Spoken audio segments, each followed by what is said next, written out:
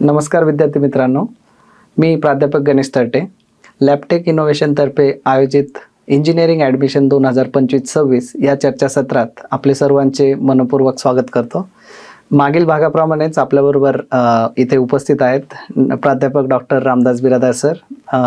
Sir, मी आपले मनपूर्वक स्वागत करतो. थँक्यू. आणि आपण जे मोलाचे मार्गदर्शन आत्तापर्यंत देत आलात या चर्चासत्रामध्ये, तर त्यामध्येच एक भरीसभर म्हणूया आपण, आणि पॅरेंटच्या एकदम जिव्हाळ्याचा विषय की स्पॉट राऊंड म्हणजे काय. आणि बरेचसे यावर म्हणजे भरभरून आम्हाला रिप्लाय येत आहे की sir, institute level against cap याबद्दल थोडंसं मार्गदर्शन करावं. एक्झॅक्टली मी सांगेन की स्पॉट राऊंड एक हा फेमस राऊंड आहे तसा. ओके.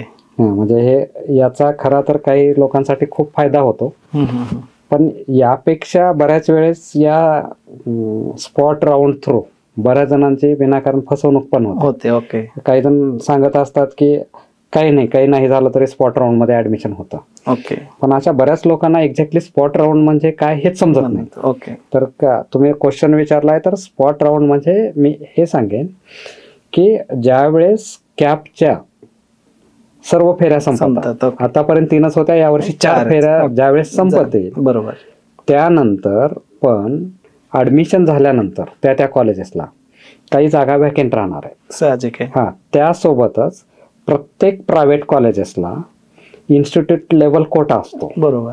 तर हे जे ऍडमिशन असतात ना, ते या फेऱ्या झाल्यानंतर करायचे असतात. बरोबर. आणि या फेऱ्यांची जी म्हणजे ही जी ऍडमिशन प्रक्रिया असते, तर ते सीईटी सेल स्वतः राबवत नाही. बरोबर. त्यांनी काही गाईडलाईन्स दिलेल्या असतात आणि त्या गाईडलाईन नुसार प्रत्येक कॉलेजेसनी स्वतःची प्रोसेस राबवायला पाहिजे. बरोबर. आणि त्यामुळं या प्रोसेससाठी तुम्हाला फायनल प्रोसेससाठी त्या कॉलेजमध्ये जावं लागतं, त्या स्पॉटला जावं लागतं. म्हणून दॅट इज वाय या राऊंडला ना स्पॉट राऊंड असं आहे. हां. सर, याच्याच रिलेटेड काही क्वेरीज अशा होता की यावेळेचा जो स्पॉट राऊंड आहे, किंवा आपण त्याला इन्स्टिट्यूट लेवल राऊंड म्हणूया, की या राऊंडला ऑप्शन फॉर्म कुठून आणि कसा भरायचा. यावेळेस आतापर्यंत काय होतं की स्पॉट राऊंड साठी तुम्हाला जो ऑप्शन फॉर्म म्हणण्यापेक्षा जो फॉर्मच असतो तिथं म्हणजे त्या स्पॉटला जाते, म्हणजे there is no question of option. बरोबर. आणि तर तिथं त्या कॉलेजमध्ये जाऊन भरावं लागायचं त्यांचं ऍप्लिकेशन फॉर्म. तर यावेळेस तुम्ही कॉलेजमध्ये जाऊनही भरू शकता, वेबसाईट वरती भरू शकता. काही कॉलेजेस वरती डिक्लेअर करतात की आणि त्यापुढेही जाऊन सीईटी सेल महाराष्ट्राने डिक्लेअर केलेलं आहे की 1 सप्टेंबर, अजून ते कदाचित थोडं एक्सटेन्शन होऊ शकतं किंवा तेच राहू शकतं, 1 सप्टेंबर पर्यंत तुम्ही हा इन्स्टिट्यूट लेवलचा फॉर्म भरू शकता वेबसाईट. ओके. सर, अशी काही प्रोव्हिजन आहे का की ऑप्शन फॉर्म, मी स्पॉट राऊंडचं म्हणतोय, स्पॉट राऊंडचं ऑप्शन फॉर्म आपल्या सीईटीच्या पोर्टलवरून भरू शकतो असं, स्टुडंटच्या लॉग इन मधून? स्टुडंटच्या लॉग इन मधनं फक्त तुम्ही फॉर्म भरू शकता. ओके. ऍक्च्युअल प्रोसेस सगळी इन्स्टिट्यूट लेवलला त्या स्पॉटलाच होणार आहे. ओके. पुढचा प्रश्न माझा असा असेल सर, की ज्यावेळेस आपण स्पॉट राऊंड म्हणतो, तर त्यात ऑब्व्हियसली 2 टाईपचे आपण कॅरेक्टरायझेशन किंवा त्याला 2 कॅटेगरीमध्ये आपण मोडतो, की एक इन्स्टिट्यूट लेवल कोटा, एक अगेन्स्ट कॅप. तर याबद्दल थोडंसं आम्हाला जर व्यवस्थित सांगण्यात आलं किंवा म्हणजे मार्गदर्शन करण्यात आलं तर त्याबद्दल.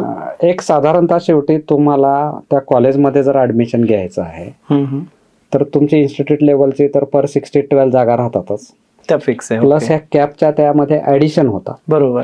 आणि त्यानंतर एक माझ्या माहितीनुसार, मी इन्चार्ज असल्यामुळे असे बरेच वर्ष, तर एक साधारणतः असं करतो की समजा एखाद्या ब्रँचच्या 60 साठी 12 इन्स्टिट्यूट लेवल प्लस 7 वॅकन्सी आहे. बरोबर.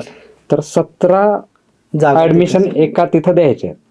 तर त्यानुसार आपण मेरिट, तिथं जे आलेले विद्यार्थी आहेत आपल्या मेरिट थ्रू ऍडमिशन देत असतो. ओके. आणि साधारणतः प्रेफरन्स हा पहिला कॅपला देतो. बरोबर. कॅपला का देतो, जर कॅप थ्रू अगेन्स्ट कॅप जर ऍडमिशन झालं अगेन्स्ट कॅप जागेवरती, बरोबर, तर तुम्हाला ती सवलत घेता येते.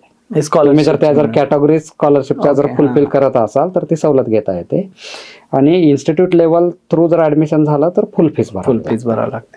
तर हा सगळ्यात महत्त्वाचा मुद्दा आहे विद्यार्थी मित्रांनो. जर तुमचं अगेन्स्ट कॅपमधून ॲडमिशन झालं आणि तुम्ही जर उत्पन्नाची मर्यादेच्या जे लिमिट दिले त्याच्या आत असाल तर तुम्हाला स्कॉलरशिपच्या आणि गव्हर्नमेंटच्या सगळ्या सवलती मिळतात. पण इन्स्टिट्यूट लेवलच्या कोट्यामध्ये ही कोणत्याही प्रमाणे सवलत मिळत नाही, तुम्हाला फुल फीस भरावी लागते. तर सर, आपण ह्या स्पॉट राऊंडबद्दल जे सविस्तर मार्गदर्शन केलं त्याबद्दल आपले आणि लॅबटेक इनोव्हेशन तर्फे अजून एक त्या अगोदर मी एक सांगतो की स्पॉट राऊंड बद्दल सर्वात मोठी अडचण काय असते. हो बरोबर. हा, म्हणजे बऱ्याच लोकांना काय वाटतं की स्पॉट राऊंड मध्ये खूप इझी राऊंड आहे. मी तर म्हणेन the most difficult round is spot round. कारण साधारणतः आता यावर्षी जर तुम्ही सीईटी सेलची जर वेबसाईट जर बघत असाल तर तुम्हाला एक 5-6 दिवस दिलेले आहेत या राऊंडसाठी. आणि या 5-6 दिवसामधले काही शेवटच्या दिवशी अपलोड करायची असते सर्व इन्फॉर्मेशन. कोणतंही कॉलेज एकदम कट ऑफ डेटच्या जर 13ला जर कट ऑफ डेट असेल यावर्षी 13 सप्टेंबरला, तर 12ला तर कोण ठेवत नाही, 12-13ला म्हणजे साधारणतः एक 3-4 दिवस मिळतात कॉलेजेससाठी. बरोबर. महाराष्ट्रात 300-350 कॉलेजेस आणि या 4 दिवसामध्ये एवढ्या ठिकाणी म्हणजे कदाचित असंही होऊ शकतं की एका दिवशी 100 कॉलेजेसचे किंवा 150 कॉलेजेसचा स्पॉट राऊंड असू शकतो. आणि त्यापैकी तुम्हाला जे आवडीचे 8-10 कॉलेजेस आहेत तो स्पॉट राऊंड एकाच दिवशी येऊ शकतो. बरोबर. तर तिथं एकाच दिवशी आल्यानंतर 10 ठिकाणी तुम्ही कसं जाणार. हा, एक तुम्ही एक नशीबवान असाल एखाद्या ठिकाणी सकाळी आणि त्यानंतर समजा तिथं तुम्हाला समजलं की इथं काही चान्स नाही म्हणून तुम्ही जर दुसऱ्या ठिकाणी गेला तर जास्तीत जास्त. बरोबर. तर एवढी संधी घेऊ शकता. करेक्ट. तर त्यामुळं मी नेहमीच म्हणतो की स्पॉट राऊंड हा खूप तसा अवघड राऊंड आहे. त्यापेक्षा सर्वात महत्वाचा means it's a lucky round. हा, तर एक विद्यार्थ्यांना माझं सजेशन असेल की स्पॉट राऊंड चेच वाट बघण्यापेक्षा त्या अगोदर कुठेतरी ऍडमिशन कन्फर्म करा तुम्ही आणि त्यानंतर स्पॉट राऊंडचा ट्राय करा. आणि ते ट्राय पण करताना एखाद्या दुसऱ्या ठिकाणीच करा. तुम्ही जर नशीबवान असाल तर you will get the chance, otherwise your earlier admission is confirm. Okay sir, तुम्ही एवढं डिटेलमध्ये मार्गदर्शन दिलंय स्पॉट राऊंड बद्दल, तर आमच्या लॅबटेक इनोव्हेशन तर्फे आणि सर्व विद्यार्थी मित्रांतर्फे मी आपले मनपूर्वक आभार मानतो आणि आपला हा भाग इथेच संपला असं डिक्लेअर करतो. धन्यवाद सर. धन्यवाद.